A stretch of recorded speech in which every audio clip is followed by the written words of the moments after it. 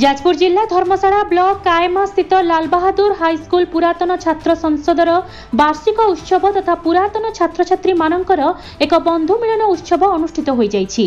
पुरातन छात्र संसदर सभापति अभिमन्यु राउत सभापतित्व में यह उत्सव एक साधारण सभा अनुष्ठित होइथिला।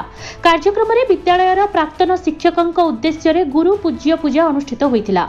अनुष्ठान पक्षरु समस्त शिक्षाविद माननकु मानपत्र दे संबर्धित करा जाइथिला। परे पुरातन छात्र संसदर स्मरणिका स्मृति रोममंथन को शिक्षाविद माने उन्मोचन करथिले। समस्त पुरातन छात्र छात्री माननक समेत विद्यालयर छात्र छात्री और समस्त शिक्षा कर्मचारी जोग देइथिले। परे कुनी कुनी कलाकार माननक द्वारा सांस्कृतिक कार्यक्रम परिवेषण होइथिला। शेषे संपादक गणेश्वर नायक धन्यवाद अर्पण करथिले। 1994 मसीहा बैच पक्षरु एक स्वतंत्र कार्यक्रम अनुष्ठित होइथिला। एही अवसर में पुरातन छात्र छात्री माननक पक्षरु बंधु मिलन कार्यक्रम मध्य अनुष्ठित होइथिला। जाजपुर दीपक कुमार मल्लिक का रिपोर्ट संभव टीवी ओडिया।